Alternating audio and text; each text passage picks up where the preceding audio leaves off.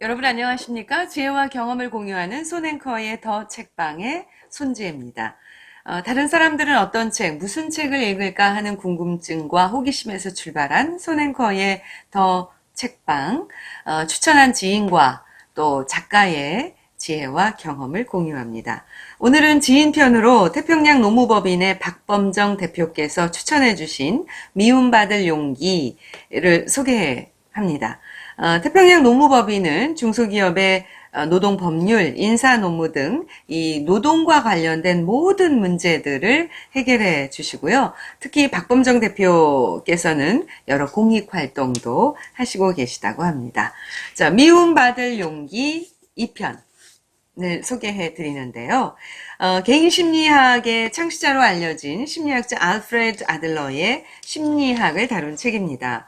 철학자와 그를 방문한 중학교 교사인 청년과의 대화체로 이루어져 있고요. 교육론, 조직론, 직업론, 사회론, 그리고 인생론을 거쳐서 최종적으로는 사랑과 자립이라는 핵심 주제에 이르게 됩니다. 이전 편에 이어서 오늘은 이 책에서 개인적으로 가장 좋아하는 메시지인데요.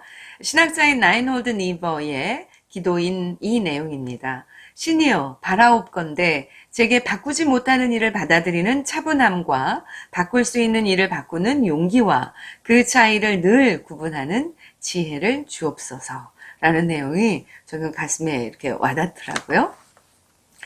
오늘은 이 커뮤니케이션에 대한 얘기입니다.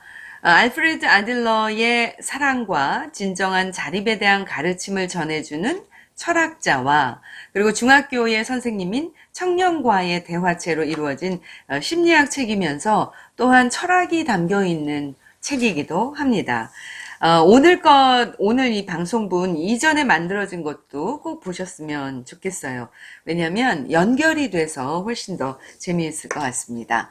자, 질문을 하는 청년이 중학교 선생님으로 학교 그리고 교육 현장에서 부딪히는 문제들 속에서 그 철학자와의 토론을 통해 통찰을 얻게 되는데요. 이 통찰이 사실은 교육뿐만이 아니라 인간관계에서도 아들러의 심리학은 관통하고 있는 거죠. 현대 아들러의 심리학에는 이 인간의 그 문제 행동에 대해서 그 배후에 작용하는 심리를 5단계로 나누고 있습니다. 문제 행동의 1단계는 칭찬 요구, 2단계는 주목 끌기, 3단계는 권력 투쟁, 4단계는 복수, 그리고 마지막 5단계는 무능의 증명의 단계에 이르게 된다고 합니다. 그리고 이 모든 행위는 소속감, 즉 공동체 안에서 특별한 위치를 확보하는 것이라는 목적에서 비롯된다. 이렇게 얘기를 하고 있습니다. 이 책은 누구나 한 번쯤은 꼭 읽어봐야 하지 않을까라는 생각이 들어요. 그리고 학부모들은 꼭 읽어보시라고 추천을 하고 싶습니다. 아이들의 문제가 아닌 내 문제를 들여다볼 수 있는 기회를 준다고 생각하기 때문인데요. 자, 아무튼 이제 그 문제를 해결하기 위해서는 우리가 커뮤니케이션을 해야 하는데요. 목적, 목표, 이거 오늘 많이 나옵니다. 커뮤니케이션의 목적, 목표는 뭘까요? 전달하는 것? 그것은 커뮤니케이션의 입구에 불과하다. 이렇게 저자는 얘기를 합니다.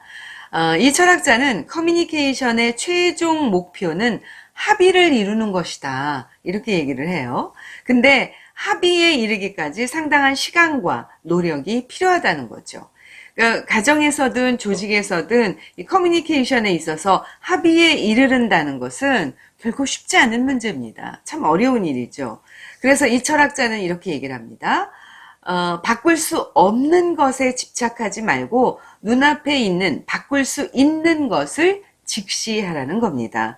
그래서 아까 시작하면서 말씀드렸던 그 신학자 라인홀드 니버의 기도를 소개하고 있는데요. 신이여 바라옵건대 제게 바꾸지 못하는 일을 받아들이는 차분함과 바꿀 수 있는 일을 바꾸는 용기와 그 차이를 늘 구분하는 지혜를 주옵소서. 네.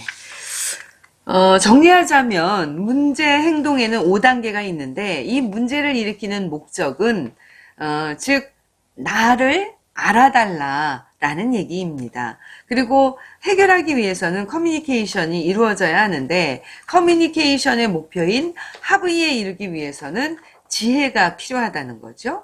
그리고 상대방을 있는 그대로의 존재로 받아들일 수 있어야 하고 니버의 기도처럼 바꿀 수 없는 것에 집착하지 말고 눈앞에 있는 바꿀 수 있는 것을 직시하라는 겁니다. 사실은 이게 말은 쉽지만 엄청난 용기가 필요한 일이 아닐까라는 생각이 드네요. 알프레드 아들러의 심리학을 다룬 미움받을 용기 2편 중 3부 전해드렸습니다. 자, 지혜와 경험을 공유하는 손앵커의 더 책방 여기까지입니다. 구독과 좋아요 꼭 눌러주시고요. 지금까지 손지혜였습니다.